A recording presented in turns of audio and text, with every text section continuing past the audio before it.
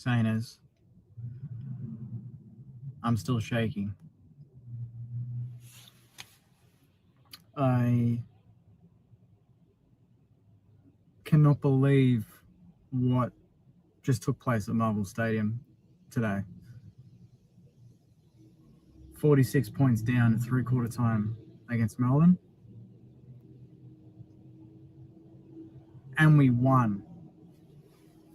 We won the game. This isn't supposed to happen to St Kilda. What we just did there, something special, something that is extraordinary, something that no one thought possible, that hadn't been done before in the entirety of VFL, AFL football. And my club did that today.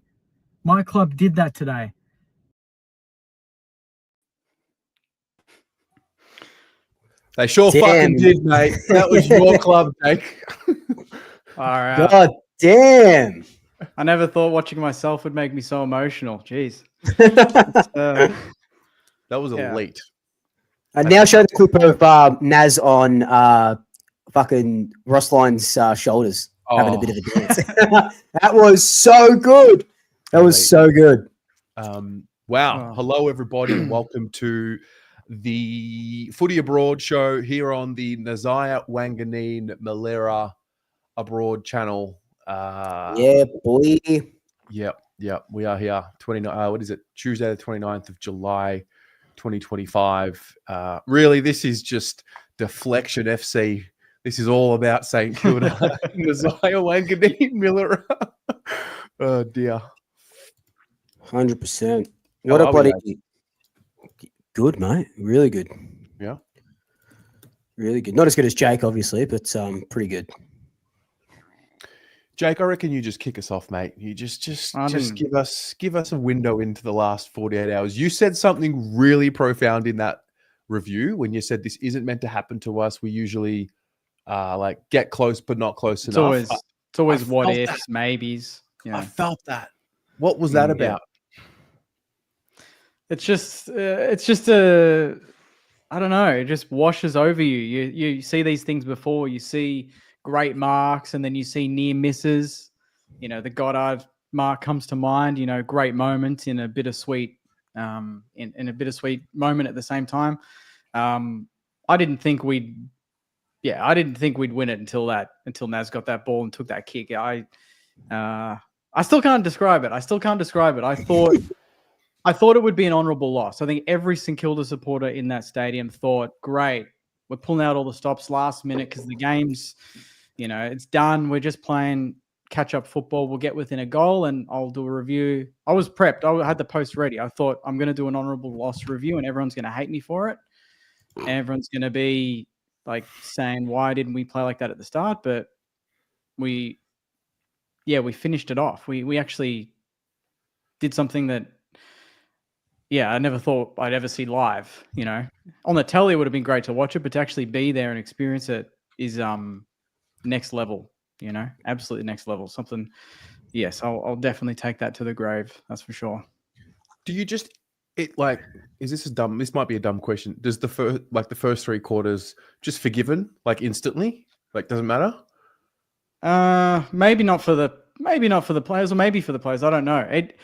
I don't know. I haven't thought about that for the rest of the game. Like the fact that it's all about 46 points and we bridged the gap and we won, but no one's talking about what got us 46 points down. It's what got us the win from that margin. It's on the flip side, which I think a win like this, it needs to be seen in that light.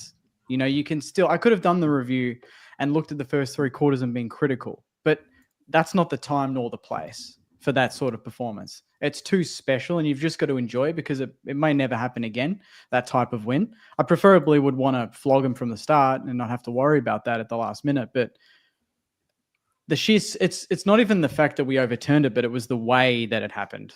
Like the last 90 seconds in particular, even from a neutral point of view, would have been absurd football to watch. Yeah. I couldn't imagine when he took that mark, I mean, there's so many moments, but the mark, I had no idea what was going on. It took me. Neither did the Melbourne players either. They were as shocked as the Saints fans in the stands, to be honest. But it happened. It actually happened. And I'm not going to lie, I've watched that last quarter in full probably 12 times since Sunday. Yeah. Since Sunday. Eating lunch, whatever, warming up something, having a coffee in the morning before I start work, I'm watching it. It doesn't get any less incredible when I watch it. And I don't think it will, honestly. And that's the beauty of football, right? Like you see these moments all the time in like it's usually like the soccer, you're sort of seeing these come from behind moments. Like obviously my mind goes straight back to Aguero. So like you always see these moments, but to do to do that in the last quarter and just to have that replayability, like you said, is I was watching it in the car on the way back from our game with mum and dad. So we were listening to it in the car with mum and dad, and we were just going absolutely nuts. Like you could really get around. It didn't even have to be the Saints. Could have been anyone. You just get around whoever was doing that comeback, and it was just fucking incredible, absolutely incredible. Can I ask? Obviously, Wanganeen-Milera is the story. What else in that fourth quarter will not get spoken about because Naz took the stop? He's getting, at least from the Saints fans, he's getting awareness. I mean, maybe even Pom will give him a shout out. But Max Hall's last quarter was immense. It was sensational. He was probably like outside of Naz's 2 goals in that last minute. If he hadn't have done that and say the result's the same or whatever, Max Hall had the best quarter of any Saint. But Naz took the hanger and he kicked the goal after the siren. And that's going to take the headlines. But behind the headlines, there's a guy running around in the midfield, doing everything right. Everything. He had 6, I think, score involvements or 6 goal assists in the last quarter. Obscene for a player in his first season. So huge credit to Max Hall. And then it was just little efforts from everyone. That type of win, it's not as much as it is Naz's moment or moments, it's your whole team needs to be on that page, driving for the win at that point. Angus Hasty, Caminiti, like Stocker, even the bottom tier players, they've got to lift. You can't do that with 2 or 3 of the top end. They can't carry that much weight. Jake, can I ask, is this the turning point for the St Kilda Football Club now? Do you think this is the rally point? Like what you guys will sort of feed off on? I don't know. That's up to them. It's up to them. It's up to them this week against North and against Richmond and Essendon coming up. I don't want to be in a hole against any of those teams and have to do this again. But I think when we play that type of football, it's pretty hard to stop. As much as people can critique Melbourne and what they did wrong, we still had to kick 9-0 to even get close to winning that game. Yeah, they missed a few chances, but we still had to take ours. Which is the best part. And we made mistakes too. I said that in my review. The best part wasn't that it was the perfect football quarter. It's not like we hit every target. We gave them chances. We stuffed up. We got pinholing the ball a couple of times, but we kept at it even at that point. Like it was 5 goals with 9 minutes to go still. It wasn't like we hit the front early and had to hold on. We had to do it for the entire 30 minutes. And that's huge credit to the players. That was incredible. Yep. Swoop, he got a new mic. He got a new mic. Very, very, very snazzy. Hopefully it sounds good. But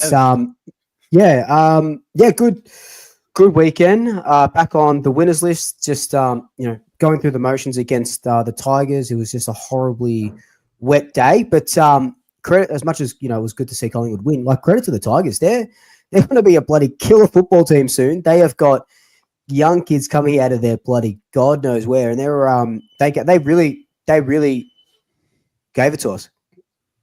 The hell's that noise? Oh, I heard some squeaking. All good. Just heard some squeaking. They really gave it to us. But we're our game clear on top now. We come up against Brisbane this week, and that's when we'll know. Like this is when it really sort of kicks in for us. We got one of the hardest runs coming up in these last 4 weeks, and we start getting back our troops, which is the biggest thing. So, it was good to just finally get a win after just 2 weeks of just disappointment and just shithouse football with like the connection inside 50 and stuff like that. So the cogs are starting to turn. There's a silver lining to the season, which is good. Clever. That was actually pretty good. Not going to lie, that was.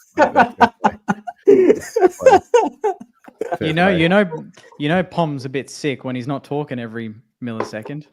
Oh, here we go. Here we go. Just letting you have your moment, mate. Hey, if you want to take Wait. Cue the smart ass remark. Wait, let's go. Go for it. I said, if you want to take pot shots at a sick man, be my guest.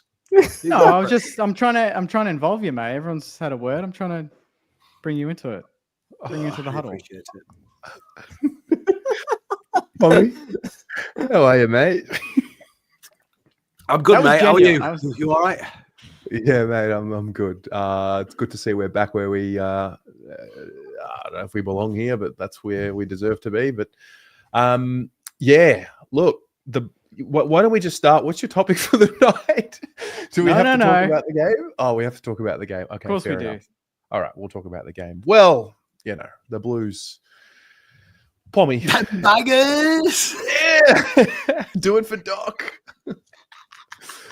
It's falling at the seams, isn't it? Yeah. Yeah. I mean... Yeah. As we said it would. We were on top for a brief hot second, and we said we'd be back on the bottom. Yeah. The Blues are the Blues are in strife. It's pretty clear to see. But at least we got to go to the footy together. We're half a wank at the minute, but it's the start, so we're just ending frustrated.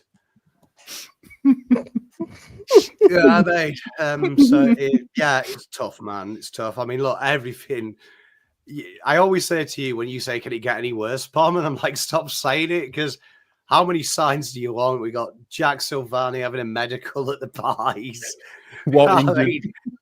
Kerno putting his name around other clubs, then he's not putting his name. I mean, all the vultures are having a little field day with our fucking Blues, aren't they, at the minute? They are. You know, it's bad when the media are just absolutely pot-shotting us. And made worse today, no word of a lie. I don't know if anyone follows Carlton socials. Don't follow Carlton fans on social media, please. Genuinely. But I got a phone call today from a great mate of mine. So a good mate of mine, Nick Bryant, shout out if you're watching this, rang me up and he was like, "Hey, Pom, Carlton's your football team, eh?" And I'm like, yeah, why? And he was like, "Oh, you're on the news here." And the Daily Mail in the UK has done an article on Carlton Football Club fans and a Twitter beef. What? It's all falling off. What? So this is me officially requesting a trade. Anyone wants a content creator for your football club, slide into my DMs. I can't do it anymore. I can't. What's this article? Daily Mail. Is it the? If you type in Adam Joseph Daily Mail, and it's across the dailymail.co.uk. It's also, there's a link to the Australian one and the Spanish one. Oh my god! Oh, Carlton news and stats. Oh, those guys. I just say, my mate Nick, right? My mate Nick, God bless him. I love you, bro. But he rang me up, and there was just a small part of me that thought maybe they found out how football brings people together, and this poor little northern boy moves over the other end of the world and starts to enjoy football. And it's maybe a story of, there's a fan channel in the UK that talks about another fucking football club, but no, it's my fans acting like 12-year-olds on socials while my team's falling apart at the seams. It can't transition properly. It can't fucking defend. It can't fucking mark. Our forward lines think marking is what happens when you get a stripper who's called Mark. Do you know what I mean? What is going on? Someone make it stop. Yeah. Please. Jesus. It's wild. It's like, you just know everything is dysfunctional and is falling apart or has fallen apart, and you just got to sit through it and wait for the 4 games to finish so that these announcements can be made. Usually by now we would have sacked the coach or done something to release the pressure. A little bit of improvement. Is it? Is this Not is it sacking really- the coach. Is that improvement? I think so. It's not like a knee jerk reaction. So you're kind of sticking through him. What if he ends up going That's anyway? like saying to But me that's I because, guess like, but I think it's better that he goes right at the end instead of it shows a little bit to me, it would show a little bit more stability than it would second coach midway through. Unless it was like Buckley and Collingwood where they've mutually agreed because Collingwood wanted to start the search because they knew other clubs would be looking for coaches. Because I think that year there was 3 or 4 clubs that were looking for coaches at the same time that we were. Yeah, great. Stick fat. Swoop, Well, yeah. Swoop, I'm getting bullied by people that just think this is a bunch of idiots in pajamas catching an egg. My own people are bullying me because of my fan base. Yeah. Do you know what I mean? Yeah. And Yeah. you're like, no, that's oh, it's better than it was last time. None of my mates went, David Teague. They did, you know what I mean? They Yeah, but- spent the afternoon typing in Carlton to X. And honestly, the stuff they found. that's because I've been saying that for years. Carlton supporters on Twitter are literally the worst of the worst. You see it all the time, and so are Collingwood supporters on there as well. And there's shining lights here and there, but you're always going to have those supporters. Even I see it still in my comments from Collingwood supporters, just ragging on our own players and stuff like that. Like I've had to report some comments to Collingwood's media team. Like that's how stupid it gets sometimes. You know what I mean? So. I get it. Look, outside looking in, it's fun. UK though. Yeah, no, we haven't been on the Daily Mail yet, but I'd sit down and shop then. Well, what do you want to say then, Paul? Like, what can you do though? Like their actions aren't your actions just because you're getting potted by your mates, they're right? not, but it's just when things fall off, man, it's stupid. Yeah. Well, 100%. It's look, you're always going to get banter. You're always going to get idiots, man. You are always going to get in any sport, in any form. You are, but like honestly, like just for some reason, like people start to say Carlton Football Club is a big club. Behave. Do you know what I mean? Big club. Do you know what I mean? Small club mentality, minuscule small club mentality. It's actually embarrassing. I can cop losses on the field all day long because you can lose with grace, but man, to make the papers with fans turning against each other, like that's for me, that's the final straw. Do you know what I mean? Do you know what I mean? During the war, you betray your country, you get hung. Fucking should happen if you betray your football club as well. Yeah. Disgrace, man. So yeah, well. The Silvani stuff's fascinating because it's it's just a field day. It's been Mackay trade rumors. The week after was Charlie. This week Silvani. Next week, whatever will be. But it's going to be great for content. Swooping on the Silvani stuff. Fair play. Well, I'm hearing that he's done deal is what I'm hearing. Done deal. Crocodile. Done deal. As in, what's the deal? As in 4 years, 650, and he'll be a pie next year. Is what I've been told. But what can you do? It's Heroin? we need a backman. You could. I probably don't recommend it, but you could. All right. Well, we'll move on. Jake, you want to start us off, mate? This is your night. Yeah, absolutely. Thank you very much, Terry, for letting me do that. I've got a few topics here, boys, so just give me 2 seconds. I'm going to just pick one. Which one's most relevant to tonight? Okay, this might be a good one. You've got It's 30 like what, seconds. You researched like 5 topics? Like, is that what happened? You've got. Okay, here we go. You've got 30 seconds to sell your club. What do you say? Swoop. Stay away. I wonder why I suggested that one. God, geez, that's a tough one. Genuinely though, free agent standing in front of you. What's something that all of us could say for 30 seconds? Let's just not say we've got a shit ton of money, because that's what I would say, obviously. What could you possibly say to the free agent of your dreams in front of you to make them believe that is the club for me? That's a fair topic. I'd say at least we're not Carlton, because Fair I point. assume it's Silvani out in front of us, right? Because that's the free Well, agent that we're after. It's whatever one you want, Swoop. I didn't specify. Look, I can go to another topic if you'd like, Terry. You just let me know, man. No. I'm not doing this for banter. This I had this for last week. Mate, Fuck off, you Jake. want to be Let's a do it. cock one, I did. Don't let me stand in your way. All right, I'll change it. No, I wanna do it. I want to Come do on. it. Don't be a pussy. Yeah, go. I'll sell it. Ready? This Yeah. is the sell. It's the only sell that I have left. If he says history, my God, is my witness. That's what I'm going to say. You know, this club started on a dream.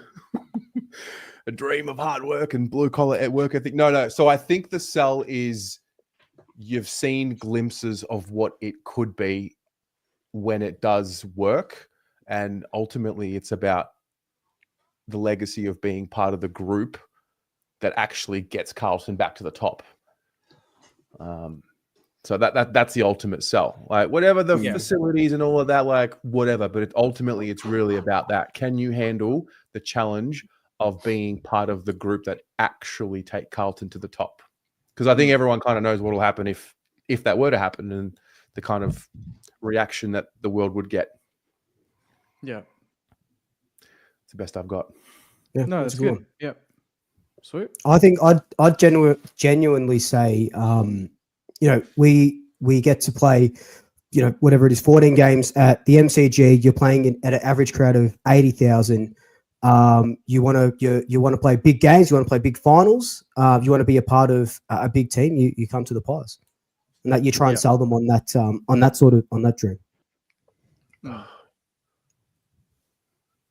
And I'll say, Oh, Jake? no. Pump. You go, mate. All good.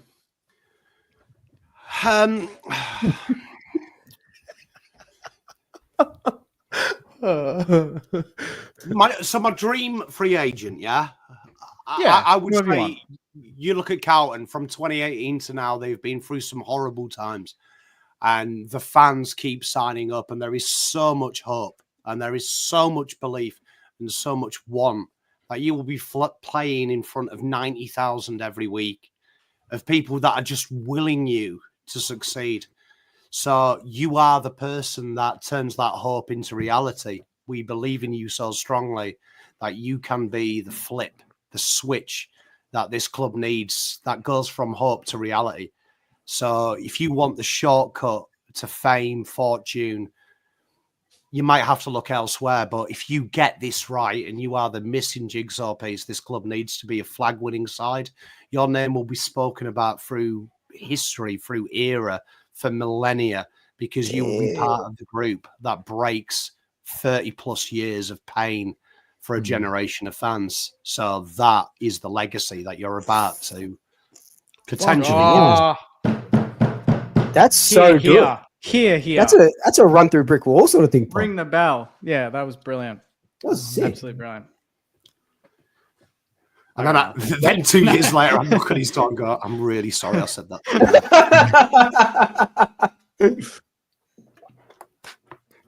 Jake, sell the Saints. Jeez, what Go could on. ours be? What could ours be apart from the war chest, of course? Apart from the war chest.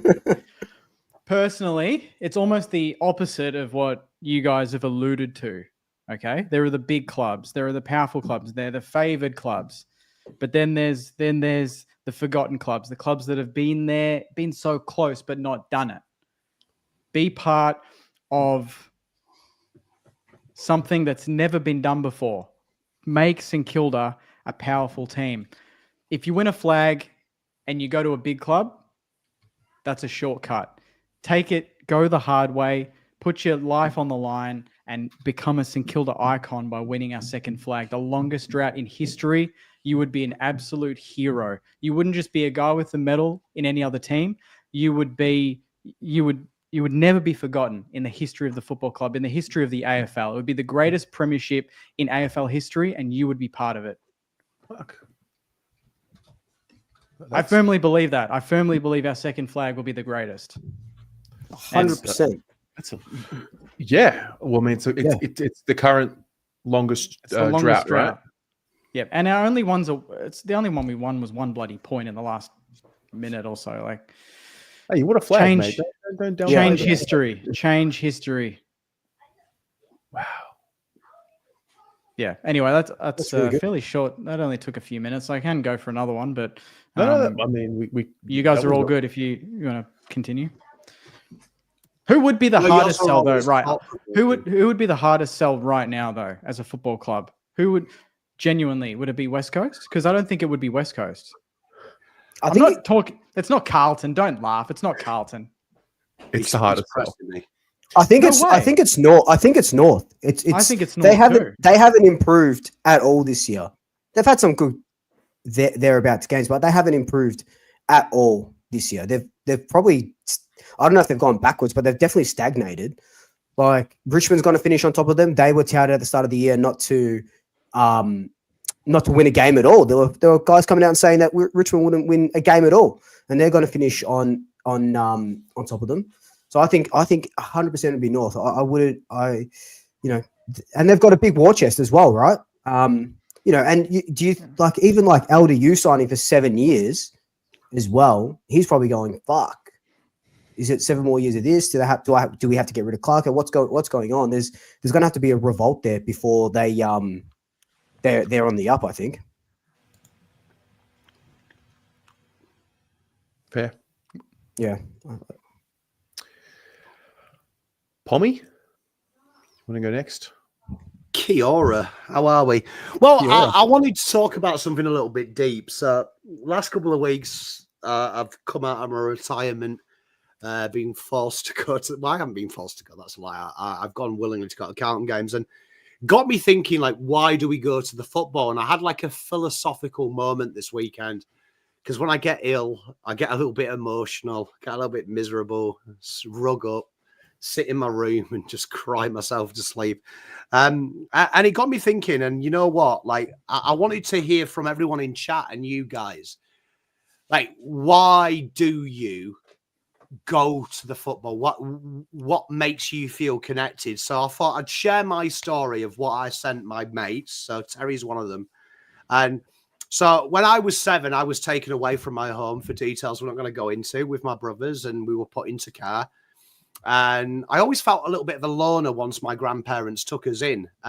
You know, when you feel like you've got people around you, but you don't really feel like you have anyone apart from your family.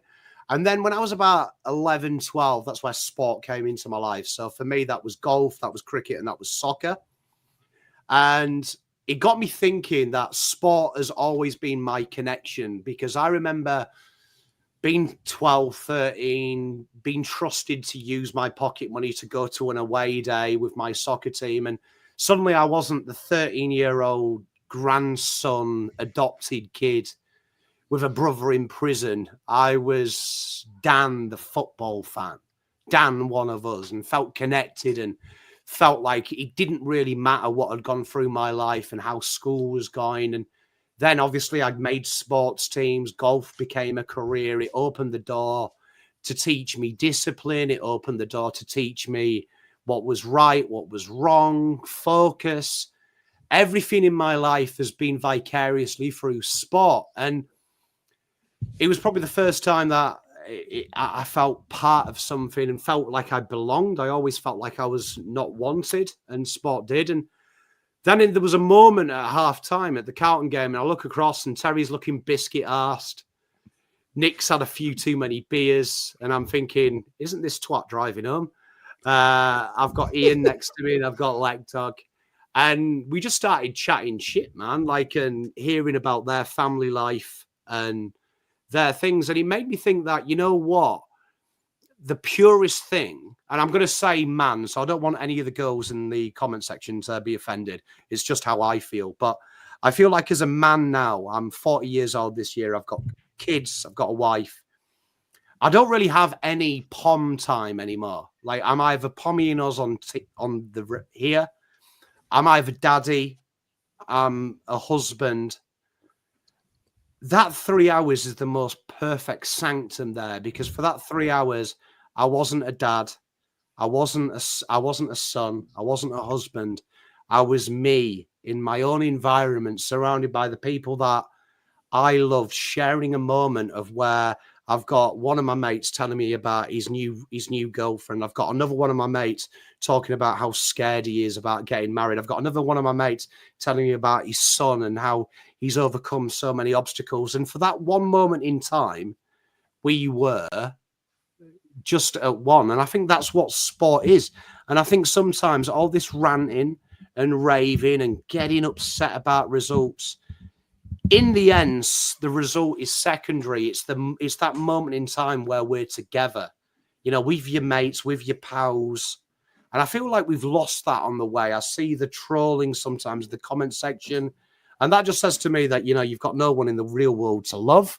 But you actually have. Like these watch-alongs and stuff, that was the dream, for one day, maybe there is an 11-year-old in the chat that feels alone. For just that moment in time, he's not alone.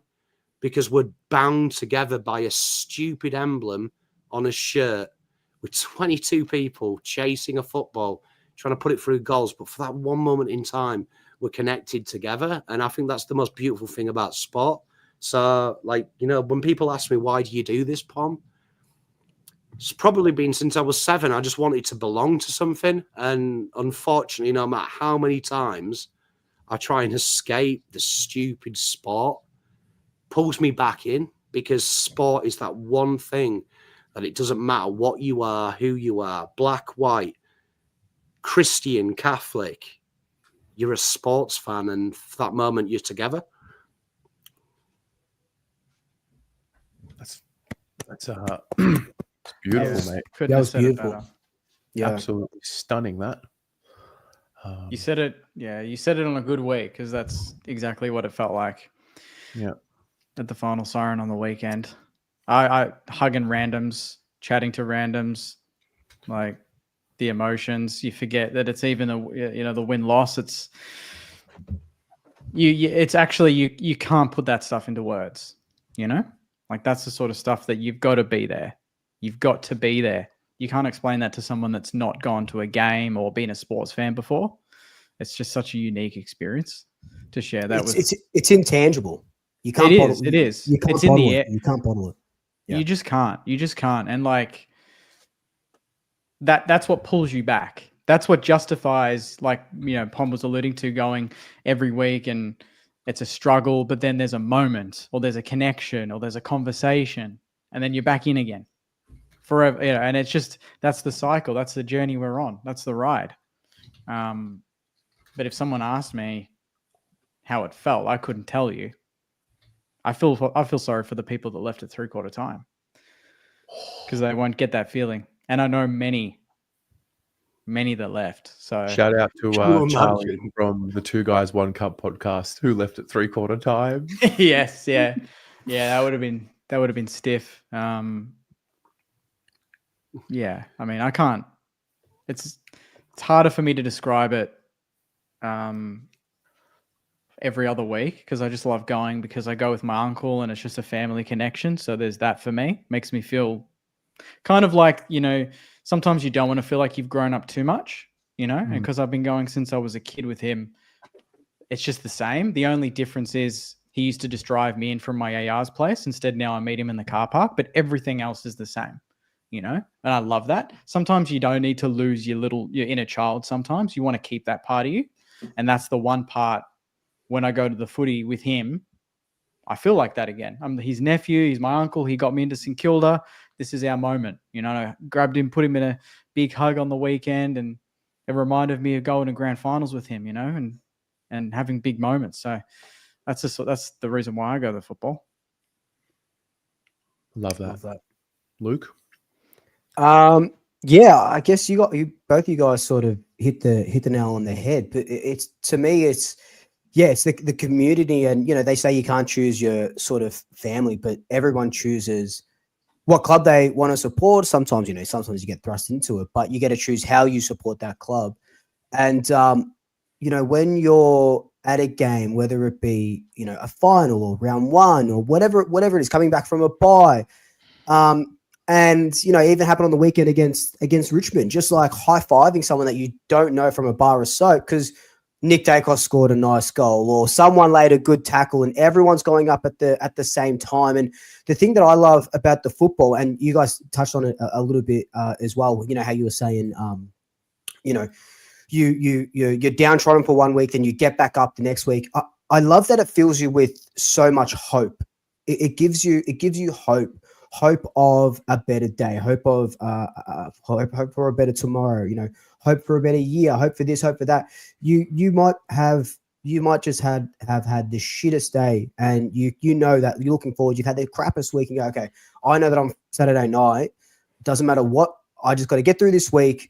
Work's been shit or this and that. I know that I'm going to get to my seat on Saturday. I'm going to have my hot dog and chips, you know, and I'm going to enjoy for 3 hours. I don't have a worry in the world. I don't have to worry about what's happening on the other side of the world. I don't have to worry about, you know, what's going on in America. I don't have to worry about what's going on in my own backyard. You know, it's all for 3 hours. I get to meditate, and by meditate, I mean yell at an umpire because he hasn't paid clear holding the man free kick to Nick Dacos in the goal score. Like, you know what I mean? So, but again, like, I think as well for what I go for is I get to spend 3 hours with Dad, you know, which is always nice. So kind of like you, Jake, with your uncle. But you know, me and Dad got memberships together years and years and years ago, and there were times where I was just going, like, before Swoop, and probably at the start of it, I was just sort of going by myself, and I loved it. I love the solitude, going by myself and enjoying the football myself. But then, you know, having Dad come along with me every single week, and you know, because I don't live with them anymore, we chat every now and then, like in text messages and stuff. But then for 3 hours, we put our differences aside, and we go and watch this game that we love, and we're hugging, and, you know, getting to experience the grand final with him, like, is something I'll tell my kids about. You know, I'll tell, you know, and he'll probably tell his grandkids about as well. And I think that's the beautiful. It's the beautiful thing about sport. Sport is like, you know, it's like a beautiful song, right? It'll ebb and flow, a beautiful album. It'll ebb and flow, but you know that you know what you're going when you sort of go in there, and you enjoy every second of it. Yeah, and I think it's poetry. That's better. It's sport is poetry, and it's very cathartic. Fuck. What a great question. This is elite. Fuck moments. Yeah. The beginning of going to the footy and falling in love with Carlton was escapism from the toxic home as a little boy. So it was like the safe space. And then that first feeling of the energy in the crowd was what I fell in love with. But I think now for me, it's like, it's energy and it's flow for me. Sport is the vehicle that allows me to express what I learn about life. Like, I can draw parallels between what's going on with Carlton at times, or with whatever's going on in sport at times with life. And it's my teacher. And I mean, the way I live my life outside of Carlton is I am responsible for absolutely everything that happens in my life. It's my fault.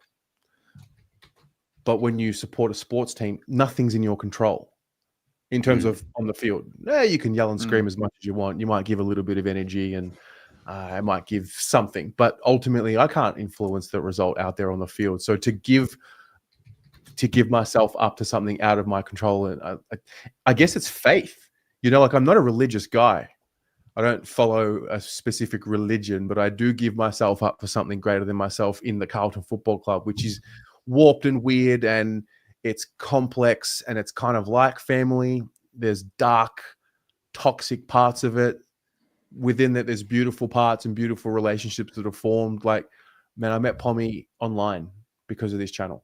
Literally, like, just commenting and messaging, like a stranger who's become a really, like, a confidant who, like, knows the depths of me. And so I go to the footy because it's just my happy place. Right now it's tough, but I also know that with time, it kind of starts making sense why we have to go through what we go through. So yeah, it's become the equalizer and the big test for me. And I think for me, the best part about sport is when you're, especially the AFL, when you are not in the country and you meet a fellow supporter and you have that random connection in a pub in China, and you're both sitting there watching it. You've got no idea who each other are, but you just follow the same sports team. Like, that's the magic of it all. So, yeah.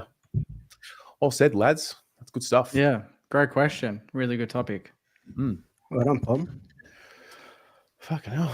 I'll go next. Yeah, sweet. Sorry, just quickly, is anyone running into a problem with commenting on StreamYard? It keeps disconnecting me. I can see your comment. So just if anyone's talking to me, I can't reply to them in comments because it's just disconnecting me. But sorry, Terry, go ahead. Just testing mine. I went through. He's just dropped that in everyone's stream as well, no doubt. Yeah, but I don't think anyone's gonna give me anything for it. We'll get to that at some point. Sorry, Tess. No, that's okay. My question is, it's kind of with your relationship to sport as well. What is your greatest sporting achievement? Before you answer that. Okay. Borat has gifted 10 Pommy and Very nice. Very nice. Very nice. I like you. You got 10 subs. Nobody else got this. And tell you what, chat, if you do get a membership, make sure you give our man Borat some things. That really hurt my voice. I did not have the vocal range to do that. So You did a good job. That was that excellent. was well worth the 10 subs. Get the soothers out. So the pinnacle of your sporting plan, whatever that was, whatever that is. Pinnacle. The pinnacle. I mean, first tennis year 10. That's pretty good. What happened? No, that wouldn't be it. Oh. Pinnacle would be probably South Yarra Premiership 2017 football. Kicking a goal, playing a pretty good game. That'd be right up there. I think even playing AFL in Denmark would be an absolute highlight. Damn, boy. For getting picked for the school team and playing there in 2007. I think, yeah, we watched the Geelong. We watched the Geelong Port Grand Final there in Farum. I think it was outside Copenhagen. So in terms of highlights, that would be. But in terms of like actual accolades, yeah, 2017 Premiership would be right up there, and a bunch of indoor grand finals and that sort of thing. Yeah, this could be like that you've played in or coached or that been a part of, or like just your sporting connection. 2010 draw, Terry. 2010 draw, mate. That's the pinnacle. How'd that happen? The Saints Pies. Oh, right. As close as I've gotten to the pinnacle. So thanks for the reminder.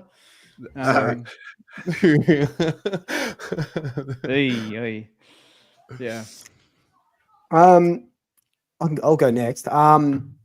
My pinnacle, I've never won to the best of my knowledge, I've never won a grand final or a premiership. I guess I would remember that if I did. So I don't even think in primary school or inter-school sports or anything like that. So I've got a couple of pinnacles though. One would be coming second in the indoor footy Epping grand final. So that was fun, being runner-up. I know, Mark Maron is he likes to flaunt his medals. Unfortunately, I don't have one of Marky's medals to flaunt.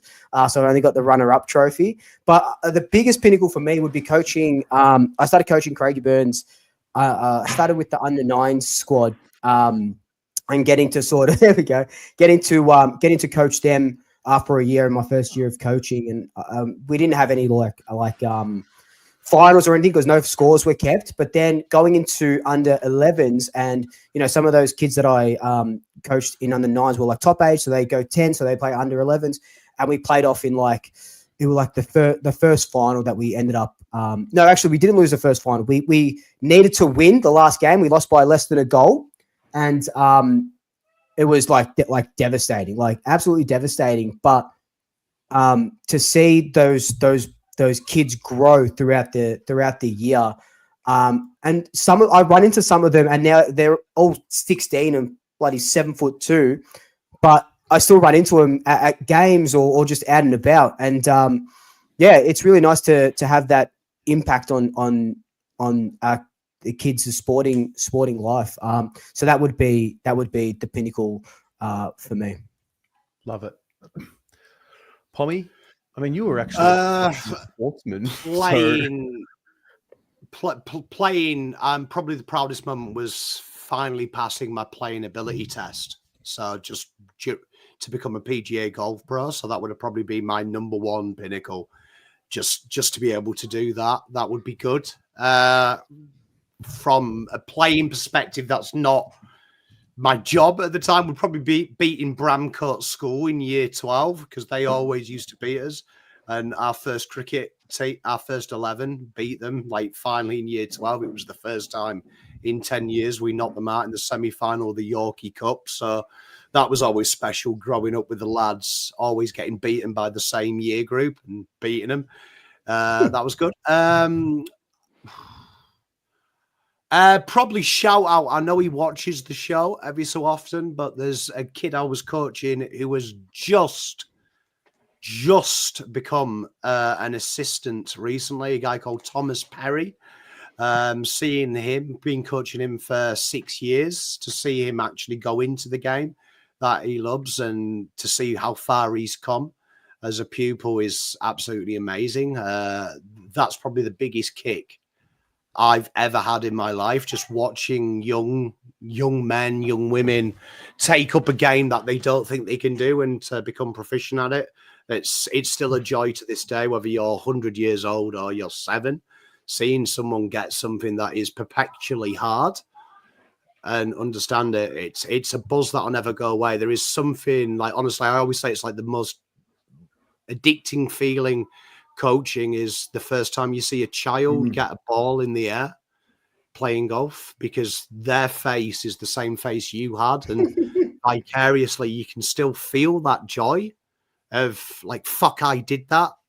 And I remember how it feels. Like my brain can go in and go, okay, I know how you're feeling, and be hooked. But yeah, that's probably the joy, like coaching day to day. Like I love it, whether it's my kids.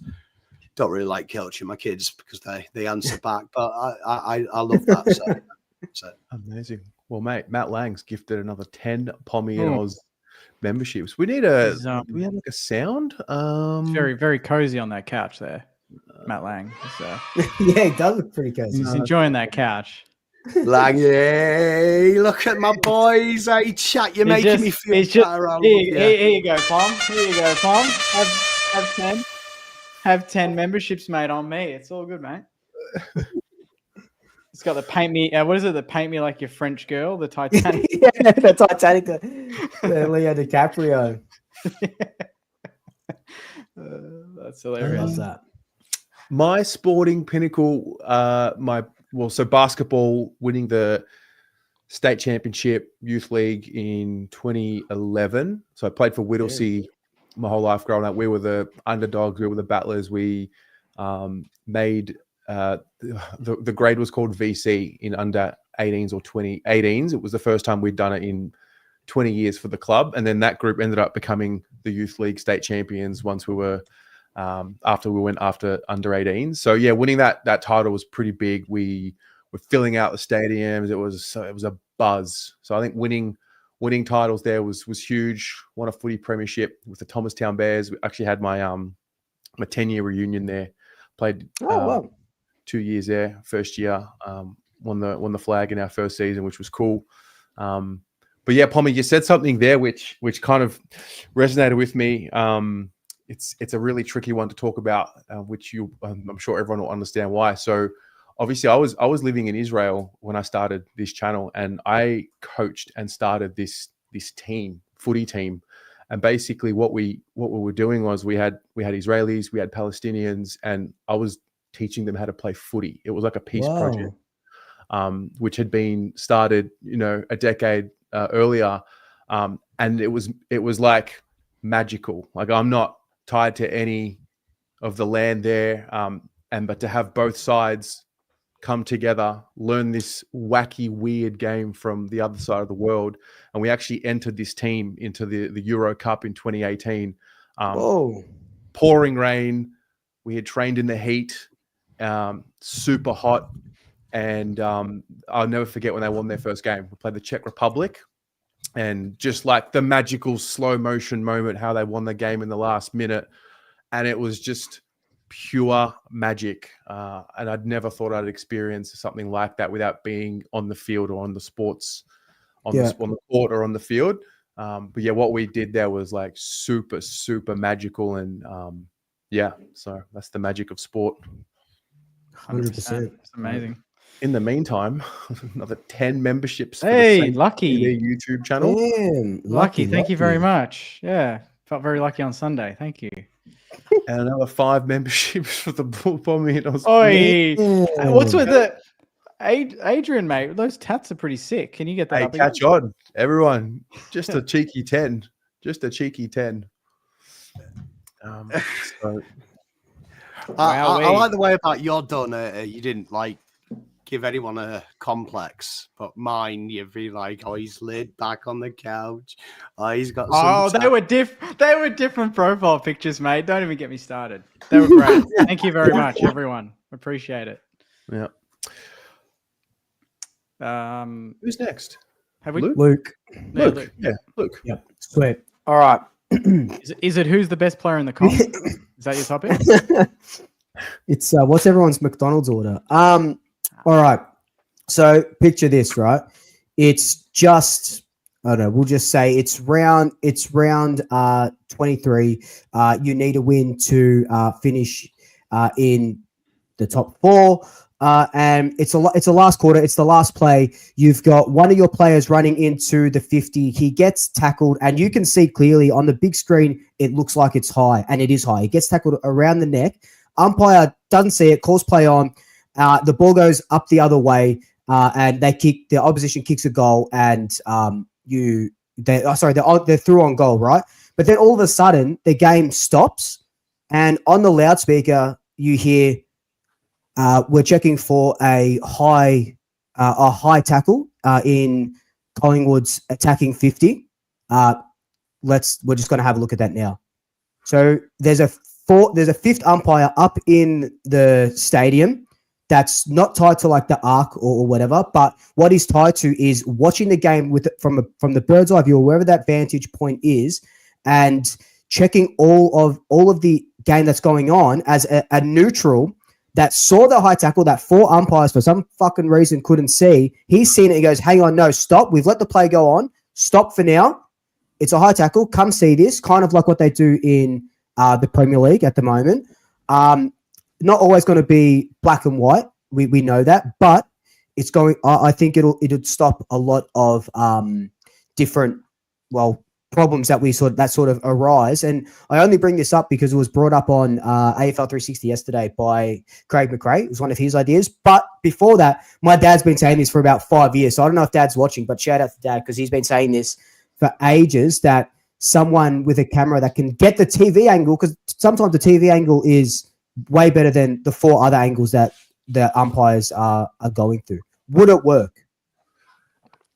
No. So a fifth yeah.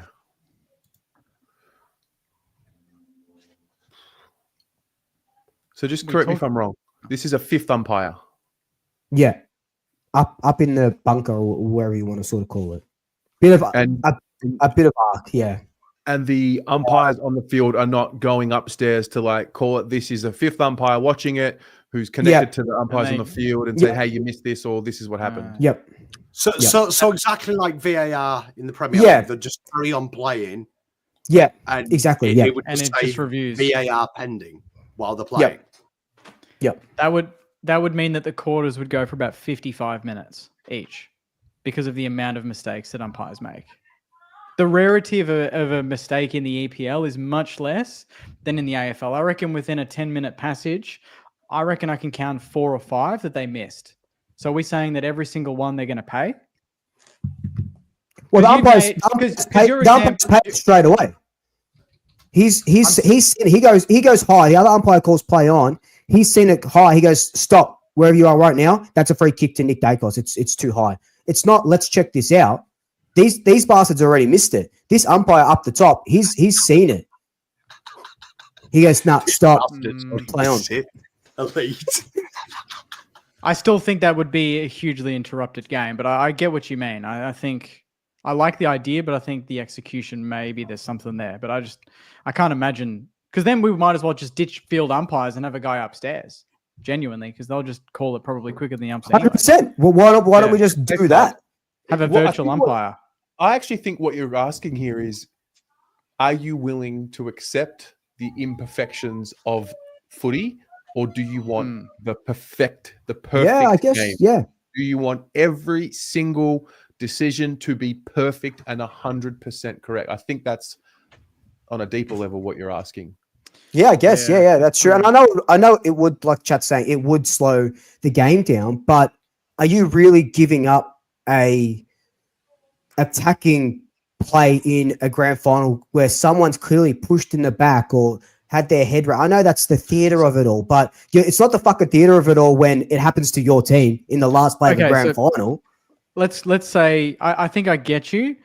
I think you would be alluding to critical moments. So inside either 50, it would have to be a goal scoring opportunity, and that would be it. But if it's a push in the back in the middle of the ground, you could do that could make a bit more sense. Because VAR doesn't review. I mean, it does review everything, but it mainly it reviews it doesn't review little tackles and stuff like that. It's mainly like the big moments, the penalties and stuff that decides a game. So I can imagine that would be the priority. So if there's a push in the back and the opposite, it's in the 50 and it goes down the other end, it comes back, then Jamie Elliott gets the shot that he deserved. Rankin earlier in the year, they VAR that. Adelaide probably win the game. That's the right call, but they missed it. So it's those sort of situations that I totally agree. I'm just thinking if it's, on the wing near the boundary and it's a little high and it's a throw in, that's a big delay in a game if you've got 20 of those across the game. Yeah. Well, it's kind of like in the EPL when they use the VAR, it's the lead up to the goal as well to see if anyone's been infringed, right? Yeah, if it's something that is linked to, within a kick or two of a goal, that's obviously critical. Thank you, Will.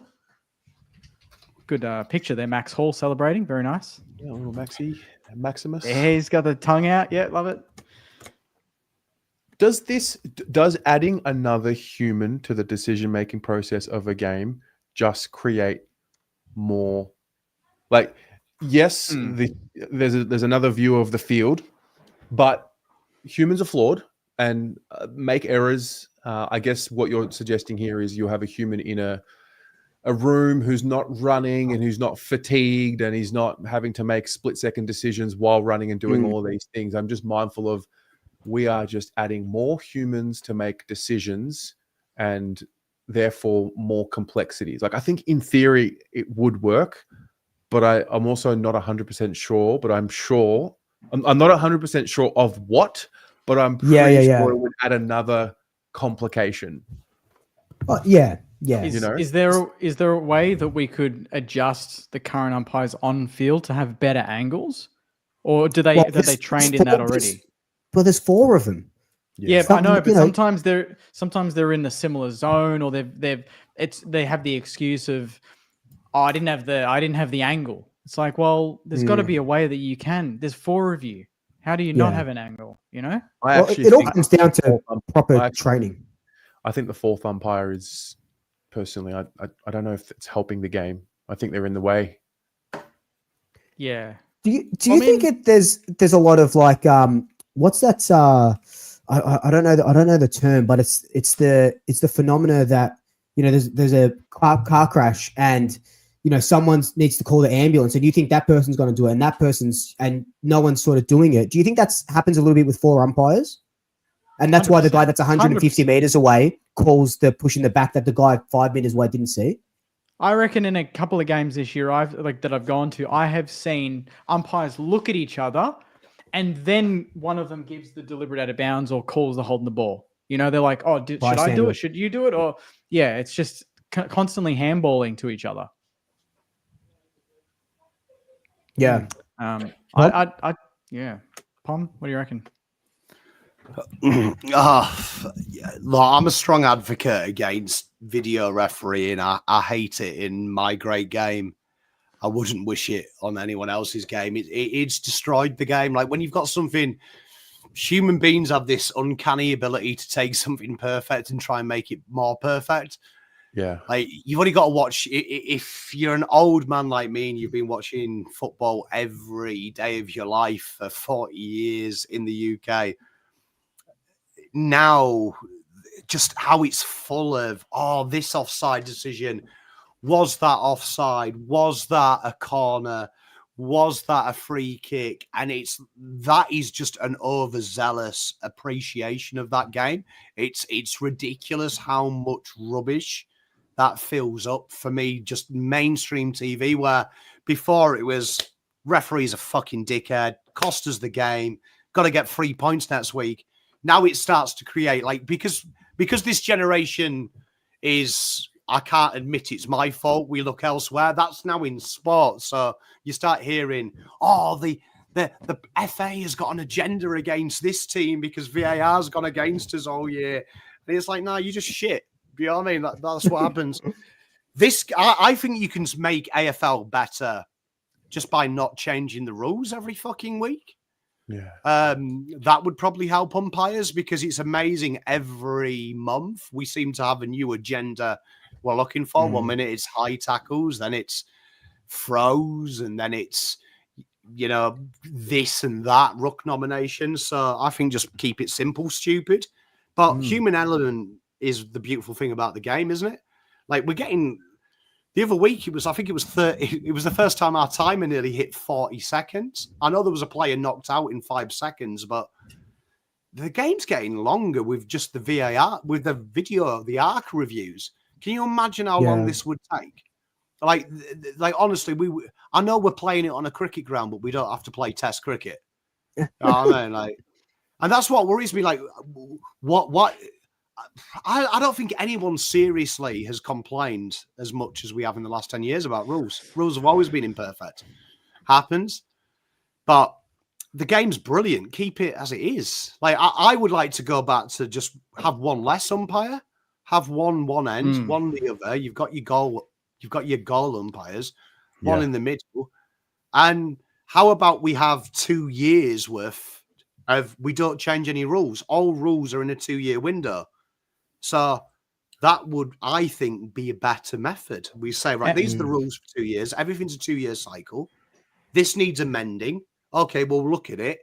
But that's going to be implemented 2027. So then we can train people for 2 years what that new amendment is. Like, do you remember when we started bringing stuff in a couple of years ago? And it was like in VFL for a day. And then they're like, it worked. This 20 minutes was brilliant. Let's full time do it. Stupid. Keep the game as it is. It's a beautiful game. I want the boundary umpires to have a bit more of a say with some of those decisions that face them. So, like, player dropping the ball, they just stand there and watch it, call it. Like, I want them to have that power. Or like a clear deliberate. They don't pay it. They have to, if the field umpire sees it, which is impossible from that angle because they're in the center of the ground, they're not going to see it. I would love to give a little bit more autonomy to the boundary umpire in certain situations. You know the other one as well, playing soccer all my life, right? So you come to a different understanding when you play a game a little bit. You kind of understand what players do. I don't understand in any sport how you can suddenly change the interpretation by being able to watch it in slow-mo as well. Because you've got to remember that all rules were made. You get one look at it very quickly. I love watching VAR in England, and it's like a 50-50 tackle in real time. But then we slow it down, and his leg hits his leg just slightly quicker. And then it looks a lot worse when you do frame by frame. What was a fair tackle looks like he's gone in there while the poor guy's sleeping, slapped the wife, slapped the dog, slapped the kid, and then punched him. And you're like, oh my God, red card. Like, I don't mind these arcs, but you should get one look at it as well. Like, let's keep it fair, because otherwise, why don't we slow everything down? Like, where's the line? I don't think Patrick Dangerfield, Patrick Cripps, or Jack Steele ever in their careers have handballed legally in a contest, right? I want all 3 of them. Yeah. Jack Steele. Handballed. Yeah, all of them do a George Gregan, right? So where are we drawing the line? Are we going to now pause, be like, Cripps, you love a chuck, bro, when you're tackled? Are we going to pause every time he gets the ball and goes, Do you know what? 2 minutes into the first, Patrick Cripps threw I that one. Well, but that's it. Oh, We shouldn't have to, because the umpire should be picking that up straight away. So Yeah, is it all have you just seen how is this all quick it full is, circle though? that it's just better training for the umpires? Is that all it is? And Yeah, then well- this is all- But I will say this, and I've said this for years on the watch-alongs. Throws, illegal handballs in contests contribute more goals than any other thing in the AFL. You go and watch it. Nearly every passage of play someone's tackled, someone does the old lob. Like, I'll tell you who else is great at it. Toby Green. He's great. His hand is literally being held, and he does the little action with his shoulder, so it looks like the handball. But it happens so quickly, you can't blame an umpire. There's no way. Because when I was at the game, I saw Patrick Cripps throw it 0 times. When I watched the replay, it was about 8. Yeah. So at the game, it's so quick, you can't see it. So that would be inconceivable for me to expect an umpire in real time. Like the comment here from Mixtape, couldn't agree more. The tribunals, when you get the replay and the evidence, everything looks worse in slow motion, doesn't it? Yeah, it shouldn't be shown. I personally think we all remember doing our L plate test, right? Yep. Like, and I don't know if it's changed, but when I went, they'd show you different situations, someone crossing the road, but it's not in slow mo. They show you in real time, and you've got to pick which one is the right one, and this and that.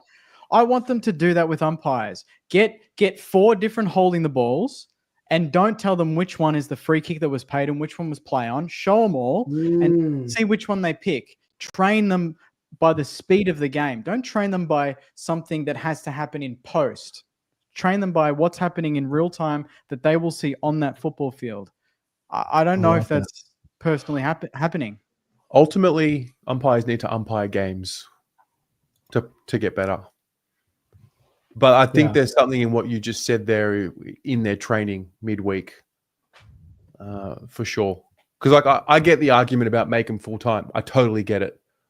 But we just don't have footy games to umpire in real time where they can practice and run and make those split-second decisions. Like, it's hard to emulate a game of AFL footy as a player and as an umpire as well. Like, it's making those decisions with fatigue, which is the tricky part. I mean, There's 3 things going against umpiring in this country, though. One, they're immune to criticism. Unbelievably. Like unbelievably immune to criticism. Like in the media, if anyone criticizes them, it's bullying. If you do it in the stands and you text 1-800 I'm a grass, they'll kick you out of there. Do you know what I mean? As well. Even the MCG do it over the tannoy. If you hear abuse to players, coaches, or umpires, text 1-800 I'm soft. I grass people up. I'm a police informer dog. Whatever that number is, right? So, like, that doesn't help because criticism is part of improving, like a massive part. Whether it's positive or negative, criticism makes you improve. Yep. But 2, rule change so quick. Can you imagine it, man? Someone asked the question, when did soccer last change the views? So Wenger has changed the offside rule of what part of your anatomy needs to be offside.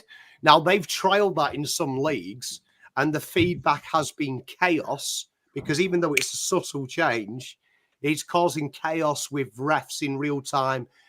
They're starting to refer nearly every through ball to upstairs, and it became reluctant to. And that was the feedback last year in the referees in England, is that they were now reluctant to make the call, the bystander effect that Luke was describing, because they knew it was already going to be double checked. So they were less willing to go offside because they knew it was going to be checked anyway. So it was like, when in doubt, instead of putting your hand up and raising the flag, they're just like, nah, it's okay. Because if I'm wrong, he's going to fix it. So that creates another concern. And then AFL, I've never seen a game like it where you see one game where something happens and suddenly the AFL overcorrect. Like one player gets knocked out and then they do a big meeting and they go, right, we've got to change the laws of the game. We've got to do this. We've got to do this. We've got to do that. So I actually feel sorry for umpires. Like, do you remember Nick Watson? He ducked once, right? He ducked twice. And then they said, right, that's it, duckers. He nearly died It happened with one of your players as well, didn't it? Happened with Ginny was Ginnivan. playing. Oh, When yeah, Ginny, yeah. do you remember that next game he played?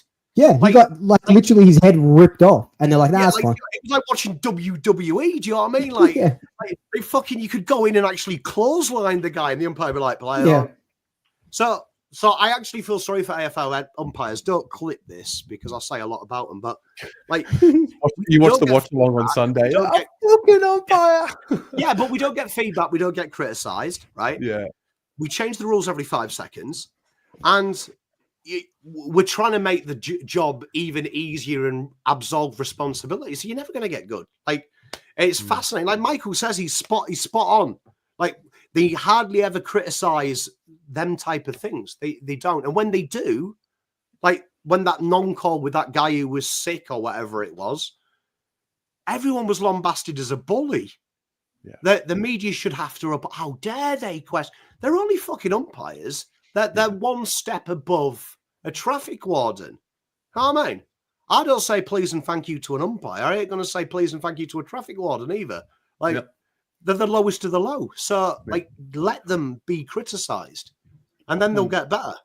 Love it. I'll tell you, the one thing they've nailed, I've got to admit, we always talk about things they do wrong, but I got to say they nailed the 666. I actually like that rule. I think they do a fantastic job.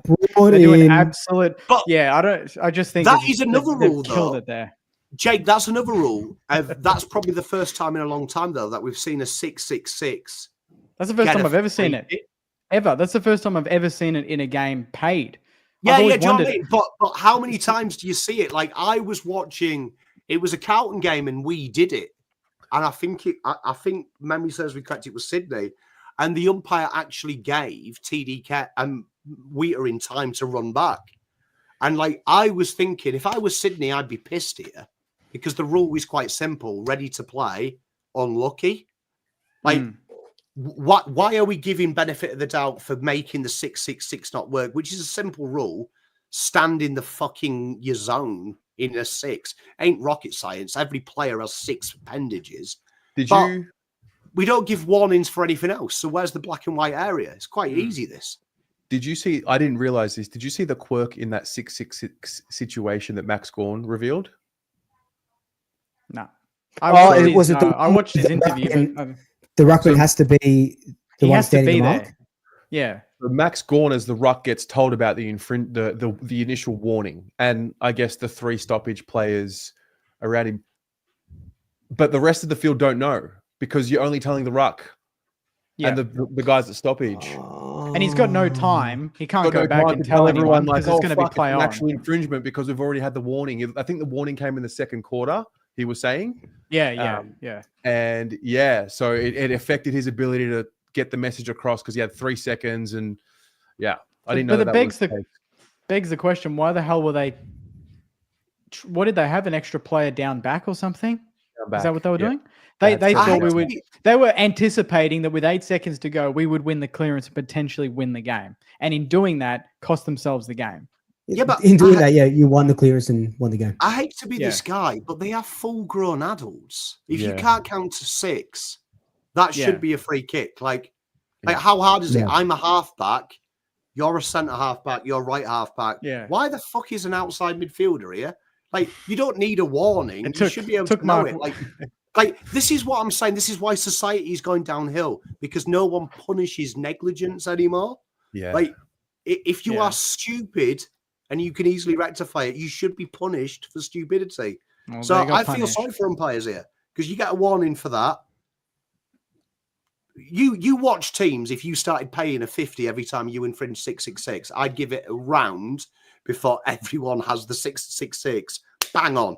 Yeah. Like, that's what the AFL needs to do. Start punishing people twice as hard as you should do. Give away a couple of double 50s. I'd be very curious in this weekend's games if they have they're extra attentive to that sort of thing because of what happened in our game. They will be, though. That's what annoys me. No, like, So this week now, I could kill someone with a high tackle, but 666 is the problem. Like, that's what they'll do. Do you know what's fascinating about all of this? We will get to finals and the whistle goes away. That's magic. The thing. Yeah. Why is that acceptable? The game becomes umpired perfectly. Not Yeah. perfectly, but It's not the perfectly. whistle goes away. Yeah, like the whistle goes But- away, and it's tough footy, and there's a bit of It's because they've got the teams they wanted. They adjusted everything they needed in the regular season. They got what they wanted, and now they can let the big boys play. That's why. Yeah. There's no fixing. The fixing's done already there, Terry. They've done their job. Yeah. You know what? Ask Melbourne, did they want the whistle away in that last 5 minutes? Like, why is it change? Like, I'm with you. That's something that annoys me, Jake. It really annoys me when I hear that. Oh, it's finals. Why are we calling that? And I'm like, imagine if that was a round 16 game, 4 points you needed to play finals. And the umpire just said, sorry, lads, this game's quite entertaining. I'm going to let everything go on, mate. Like, you'd be going mental. Do you know what? I'm with you. I give the umpires credit there. I couldn't believe they spotted it. Like, they checked that. That didn't come from up. There was no upstairs reviewing it in that moment. With 8 seconds, they could have easily said, well, we'll review it next week, whatever. Let the game pan out. It'll be a draw. But they actually had the balls to call it. Yeah, They had the balls to call it. Yeah, Which- but it annoys me. That's what they're Jake, criticized, but they're criticized for not doing that. You know, in a close game, they made the decision which decided the game. That is something that a lot of people say umpires don't have the balls to do. And I and think they it did was it. David King who actually complained about it this week. Might have been did he? King. It was one of them who said, oh, you'd be a little bit feeling hard done by that. That goes on all the time and this time. And I'm like, nah, but you've been complaining about it all year that fucking some teams have had 8 in defence. Yeah. Like, I'm glad it's costed someone a game. Yeah, hopefully 100%. now, It's the only it way. ain't that hard. 6 people, the rule literally tells you where to stand. Like, Yeah. Well, there's someone in the comments that said, "Oh, what? This wouldn't get paid on grand final day." It would though. It 100% I hope it would get paid does. on grand final. Yeah, Because there's It no would get paid on grand interpretation. final. That's the difference. It's not an exactly. interpretive. It's black thing. and white. It is You have black and white. 7 That is players in your forward line. You're 100%. fucked. Yeah. It is the only black and white rule in the competition. yeah, you know what? Soccer fans do it as well when it's the Champions League or it's the World Cup. You've got to let that go in the first 5 minutes. Why do you? Like, what's the point of having a rule book if it's timed to a certain point of time? 2-footed tackle, fine in the 3rd minute. 15th, I have to send you off. Yeah. I would love an average from you, Pom, with your research to find the average free kicks paid in final series or just even in grand finals over the last 5 years versus the regular season. I'd love We'll to do see the that. drop off. I I've got reckon there's one. a big drop off. Pommy or Woody, wooden spoon. Yeah, data. Woody. Yep. I yep. want to know Woody how would know many times does a kick get called not 15 in the defensive half compared to the forward half? I wanna know the Ah, good one. That's nuts. It's to up the scoring, right? So they want the play on in the back half to put the pressure on the team, and it might be a turnover and goal. And in the front half, they're going to pay it because they want a goal, and then the game keeps flowing. So whatever is favorable to the flow of the game and a high scoring game, you would put your chips on that to be paid 100%. You know what? M King makes a great comment as well. Pushing the back, right? Oh, don't get me started. That's because I was chatting to a mate about this a couple of weeks ago, and you know what annoys me? These types of rules, they get paid to the same type of players because they react, right? But then the AFL say we don't want simulation, we don't want you to tilt your head back. But if you're brave, you get ignored because it's not obvious to the umpire. So it's got to be kind of that thing. So when people talk about like Charlie getting free kicks quite a bit, but you go and watch Charlie, he is quite theatrical when he's being held. He's so it kind of stands out. But then you watch Harry, who that guy's like brain dead. Like you could shoot Harry in the knee and he just carry on running to catch the ball. He's like, it's okay. Do you know what I mean? These kind of things happen. You headbutt me as I'm running for the ball. It shouldn't be like that though. Like we're living in a game at the minute where to get the free kick, you've got to beg for the free kick or prove it, as opposed to how many times do you see someone being held? Like that's the one that's killing me at the minute. Marking contests.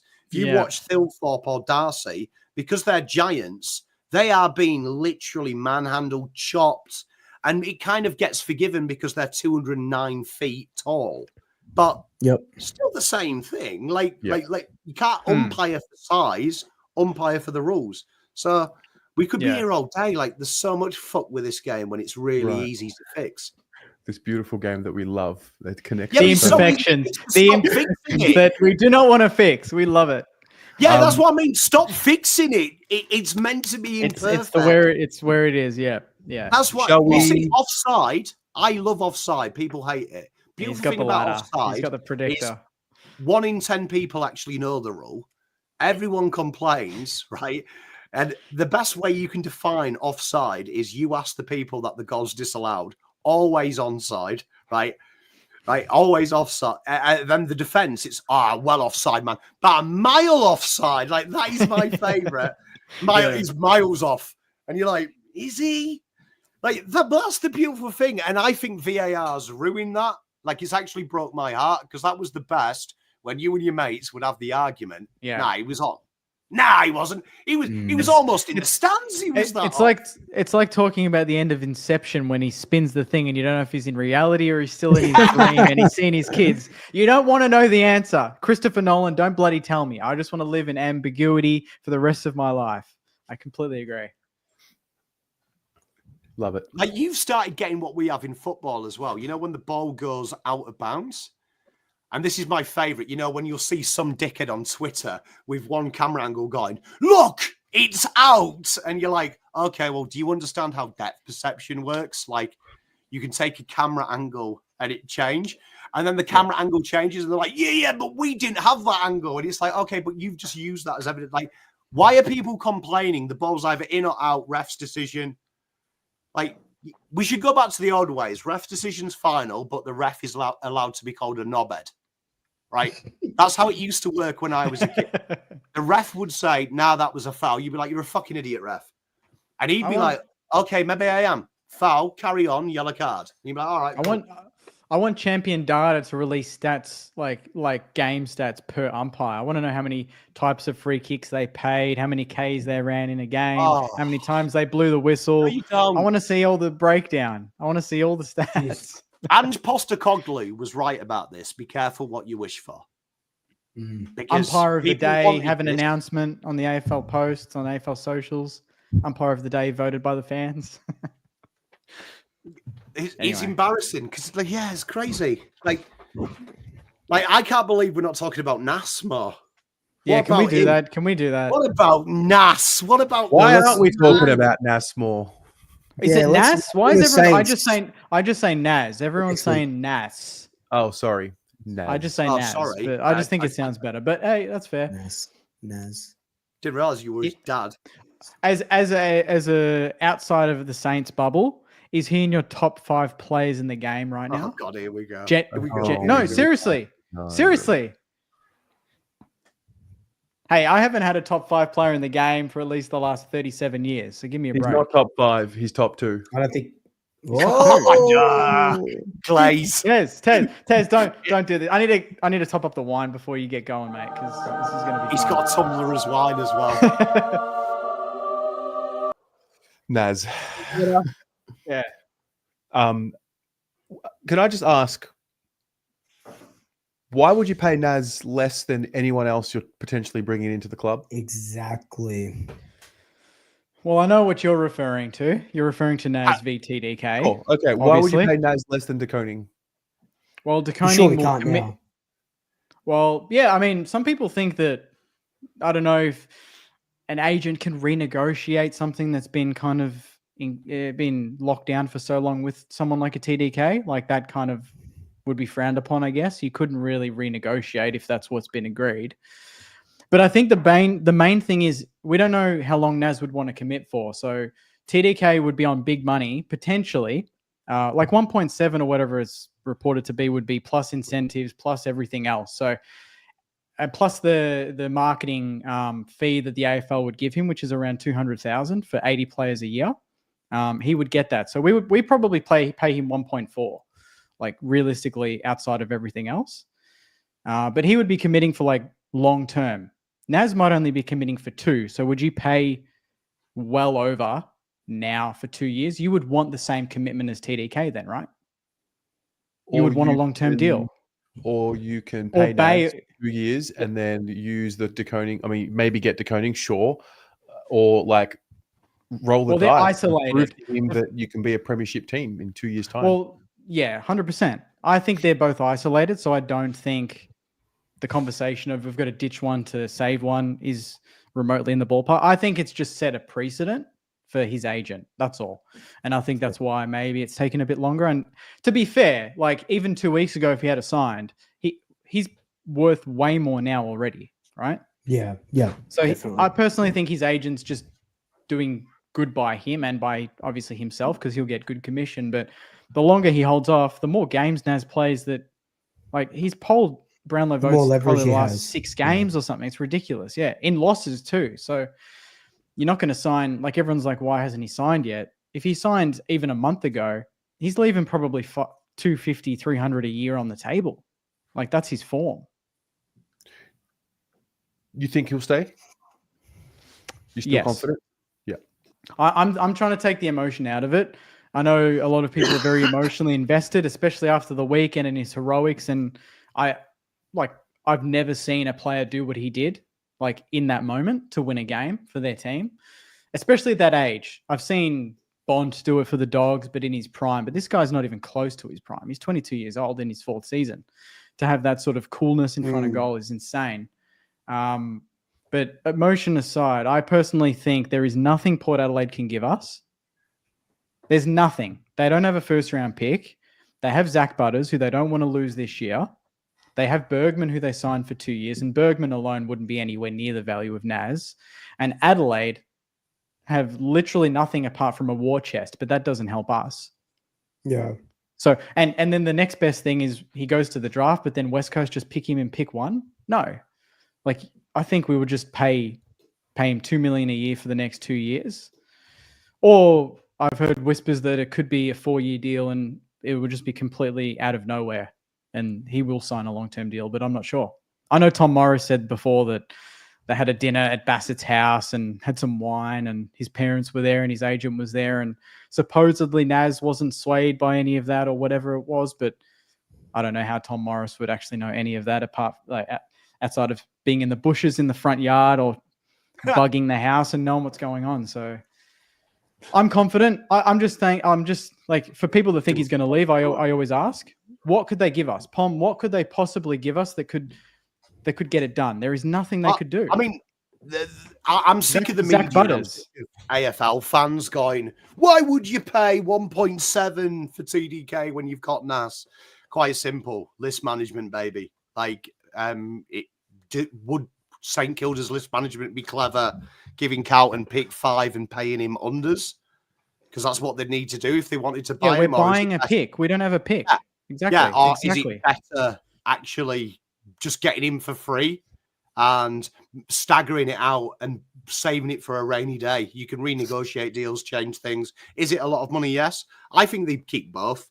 I genuinely think they keep both. And I think you can keep it under the sorry cap. People forget there's a lot of money. It's not either or, it's both. And Nas is doing the worst thing in the world at the minute. He's playing incredible football. So that price is probably putting clubs off to trade. Because maybe Port might have thought a future and Zach Butters might do it, or Zach Butters might do it. Now they're probably looking at going, halfbacks who slide into the midfield are dominating the AFL at the minute. So who maybe can go that forward and take a hanger. Yeah. Like what? Okay, let's go. Let's assume that all these clubs have picks and everything. What would his value be then? What would get it done hypothetically if you could get it done? Because I know that some people have said it's 3 first-round picks, it's 2 first-round picks and a teens. What would it be? 3 first rounders. You don't think it would be? You don't think he would be? What, last 3 first round player was Jeremy Cameron, wasn't he? And that was 3 seconds coming back. I feel like the AFL don't understand list management. We're never going to see a player for 3 first round picks ever. I think they said it would be 2 top 10s and then something in the 20s or something. That's what they suggested. But for Naz? Yeah. Okay. Well, I'm not trying to No, I'm just repeating. I'm not saying that. I'm repeating what I heard. That's all I heard. But what would you think what's his worth then? I think Nas is very, very good, but you're still buying potential. Like, let's be honest. Outside of this game, I don't think this is not being nasty, but has he won a game? No, but he's had probably 4 or 5 games where I've thought I've not quite seen a Saint do what he's done. Especially mainly the last 4 weeks. The Geelong game we lost, but he was the best player on the ground by an absolute mile. Even though Cameron kicked 5, he was the best player on the ground. And then on the weekend, he does what he does. I think his value probably has gone up every week in the last 5 weeks. I'm always good at valuing Carlton players because I can do something that Carlton fans can't do. And that's, I think, if you were trying to buy this twat, what would I really pay? Right? I'll take the emotion out of it. I genuinely think Nas, if I was selling him, I'd want to first. Yeah. So when I say first, I always think 15 and below because they'll get pushed out. Yeah, I think that's the case. I would accept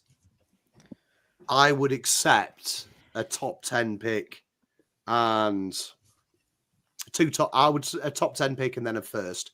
So a future first. So let's just that's where you take the risk. Depends who that future first. So okay. So if Port came to but it would have to be on what that club was. So if that was Melbourne, they would. Let's just say Melbourne had their first round pick. Let's just say Melbourne gave me pick 10 now and a future first. I'd be like, okay, that could be a top 3 pick. So let's do it. If that was Carlton, I think Carlton are in a great position to trade a future because you just don't know. Carlton, that could be pick 1.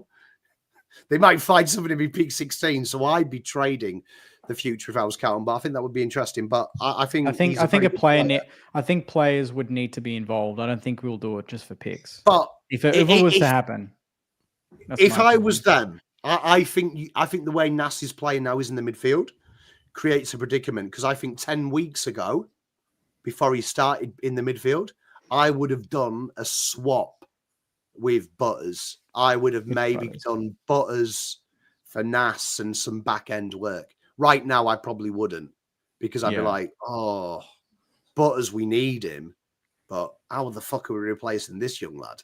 So I think that's what's made it difficult. I reckon 10 weeks ago, that maybe could have been an offer. Now it would be. I agree. I don't think Adelaide or Port were prepped for maybe the trajectory that he's shown. Maybe the halfback Nas, they could have got it done. But now, like you said, the mid Nas and his form, I don't think it. That's the reason why I don't think it gets done. Because I don't think they prep for it.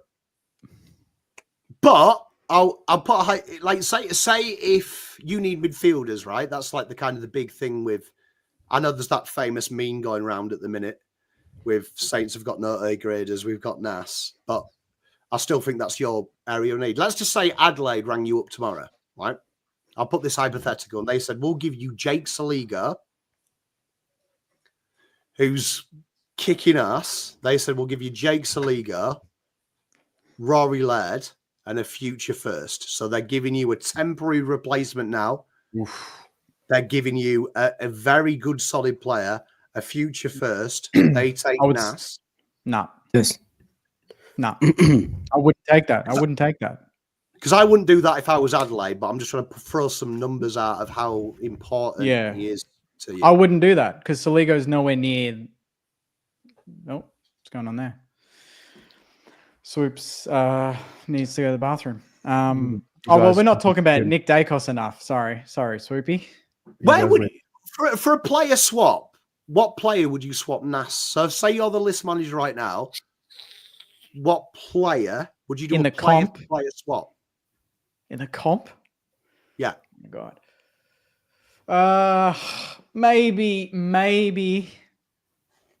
I mean, I think the first guy that comes to mind is like a Thorpe, Sam Darcy. Partner them with King next year, and who cares what midfield you've got? You're going to mark the ball when it gets in there at some point anyway, you know? Having that aerial power would be incredible. But in terms of mids, I'm not too sure. Like, you could easily say Bond, but he's the age difference, you know? There's more. We want a player that's going to get, we want a player that sticks around for 10 years. Well, this has been great. Sorry, Terry. I know it wasn't a Carlton Collingwood. No, I mean that's been great. I'm just rant, uh, but, I was, no, yeah, I had nothing to, I'm to very add happy to to it. know. Both. You guys I'm are very happy. smashing it. I'm very You know happy. what? to You know. talk You know about what's Carlton. fascinating? I did a draft preview on Nas, and if you told me 3 years later we'd be having a conversation, That's the thing, though, isn't it? Isn't it the well, thing, though? no, but it's just amazing how the game works. 3 years later, if you'd said, would you swap Nas with Bontempelli? I reckon 200 people out of 200 would go, fuck off, I'll take Bont. But right now it's a genuine 50-50, isn't it? Like, Well, the long-term appeal of Nas, if he gets better, it's another 7 years of modern-day football. yeah, the Brownlow predictor or whatever had him 8 votes off the lead or something at this point in the season. I With like this, North- Jake, though. I like the With look, North, honestly, with North. Look, to be honest, this is the only week this year where I've thought I can't get any shit. I can't get anything because last week I'll be honest, I finished the show. I felt like shit because you guys gave me shit the whole time. I was so fucking mad because you guys your condescension was at an all-time high. And I'm like, thank you, God, for sending me Nasiah Wanganeen-Milera this week.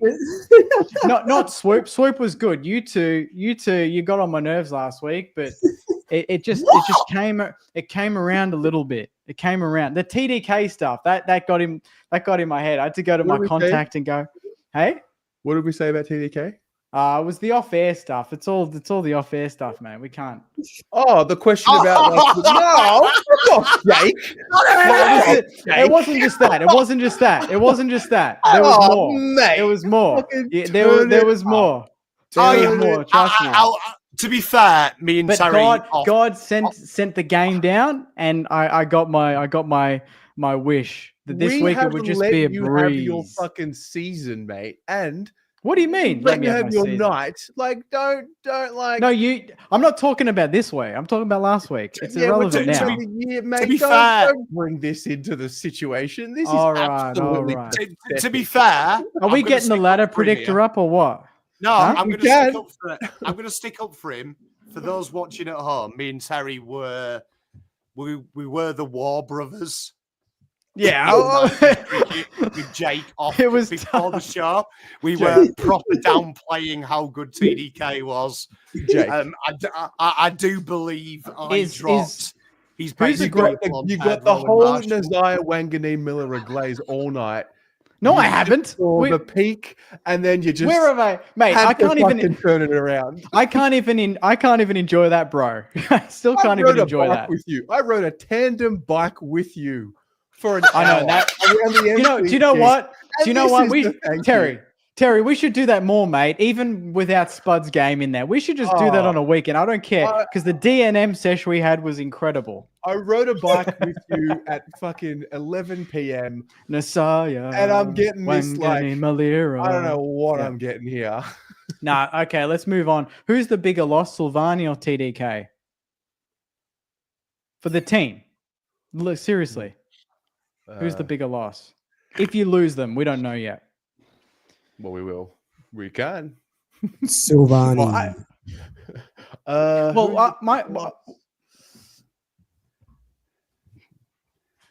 I guess DeConing, but Silvani's the link to the club. DeConing. Well, that's exactly what I thought you would say, and I'm wondering, the Silvani thing, is it really just tied to the family and the name, and not so much he?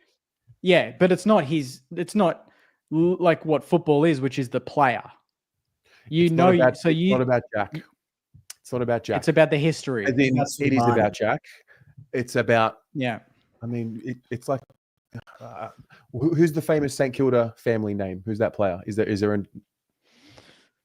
I mean, it would be. No, we've not had any father sons really. Like Rewalt's kids, when they come through, maybe we'll have that problem in 20 years. But I was going to say it's like Dacos not playing for Collingwood. It's like I can't explain it. I don't know how to explain it. But would you care as much if it wasn't linked to Collingwood and say he was linked to bloody Adelaide? Would you care as much? No. Yeah. It's the arch rival.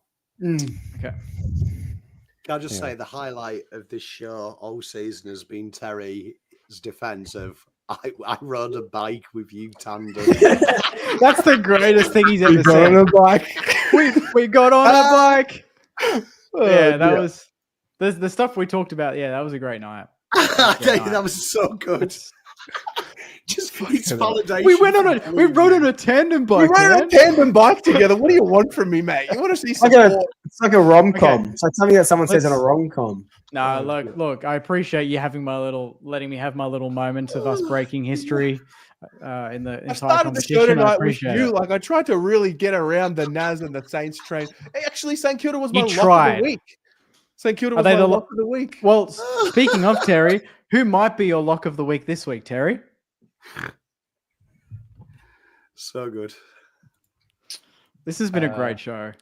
This has been a great show. Do we have time for lock of the week? Are we? Yes, we do. Yes, we do. All right. I was going to say, can we watch the last 2 goals of our game? But then it's copyright. I mean, It's a shame. I mean, Do you have I'm happy to waive the $2 I make from the video. I will waive that. I will waive that huge fee to watch Naz kick Is that too. because you rode a bike together? Is that your Yeah, you it's a being yeah. that bike? We're Bike tandem bros. twins. Tandem twins. What can we we say? rode on a we didn't just ride on a bike. We rode on a tandem bike for 1 hour at 11 p.m. in the middle of the night. Like, what do you want from me? And what was the concert that went on? Was that the Offspring? Was it the Offspring? The Offspring, yeah, something like that. Yeah, that was cool. Yeah. Anyway, All right, let's go. There's some big game. This is actually a good round compared to the shit we just saw. This is a good round of football. my lock of the week is Fremantle by a lot. Oh, you've got Fremantle. At Optus as well. Oh Yep. no! I've just realised that's. Have you played them? You haven't played them yet this year, have you? This isn't No. a double up. No. No. Yeah, the boys. Yeah. No. Lock in the doggies over the Giants. Lock in. Nah, I'm calling lock it Giants in. on that one. Giants That's are in that's my lock amazing of the week. form. Nah, they're not frauds anymore, Pom. I'm sorry, but they are seriously. They're clicking into gear now. No Yeah, Toby the- either. Yeah, massively impressive. When there was no forward pressure front half. What was the first half score when the forward pressure was AFL standard? Is a game won in the first half or at the final siren? I'm not too sure. You've Just only check with got- us on the check. Hey, well, He's actually, giving some lip. He's giving some lip. three-quarter time. Is that when the game's done? Ask Melbourne. Bro had one impressive win. Ask Melbourne. Look at Ask Melbourne. Boys, let's get What- through this. I need a coffee Wait, and to wait, record wait a some second. videos. Yeah, sorry, let's and get to through it. sleep. Okay, my lock of the week. Hold it. One Adelaide. impressive win. One impressive win. One impressive win. That's how you label it. All right, mate. Bro, you're 14th. Simmer the fuck down. Mate, Adelaide. We just Adelaide broke- go over 100 points and keep the The Hawks disrespect. to There's 60. the real Pom. There's the real Pom. What?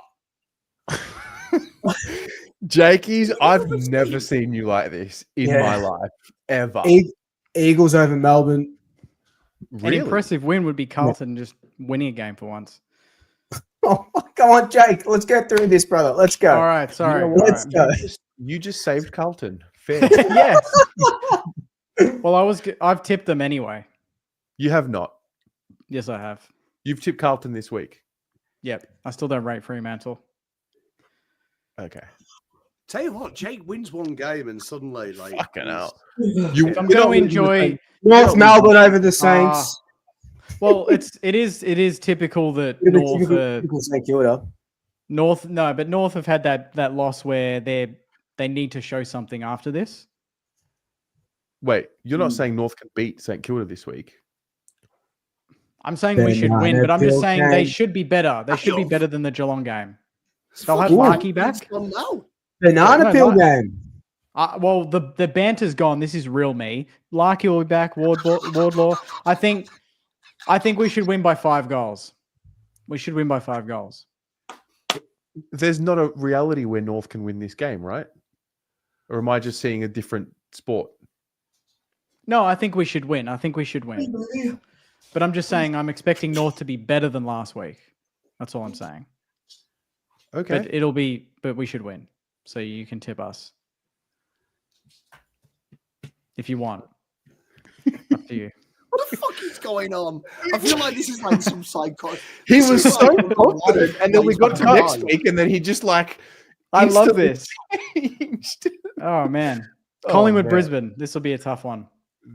Pies. Brisbane, Collingwood by 30 points. Oh, there we go. Nah, it'll be Collingwood by like. Nah, it'll be us by like less than 2 goals. It'll be a really good game. I didn't even We realize at this Brisbane's we should fifth at this point. Should be able to lock in top 2, I think, if we beat Brisbane. I think. I blame the wine, guys. I blame the wine. Apologies. I just don't want to see what happens if North beat St Kilda. Oh my god! You know what? I think. Do you know what? I think halfway through that game, I'm still thinking about the week before. I'm not even lying. Yeah, so I really so am the, still worried. apparently so the players got to be as well. I hope not. I hope not. Well, actually, Nasiah was on Ross Lyon's shoulders. Like they're just like absolutely giving it large. So fair. Yeah. Is this pretty much Sydney, Gold Coast, Melbourne, or Yeah, I don't know. I said West Coast, but I think that was just tongue in cheek. Melbourne have to respond. Yeah, That's the scary one, I guess. At least for Melbourne fans, they would like to hope that they win that comfortably. okay. They should win that. Dogs, Giants.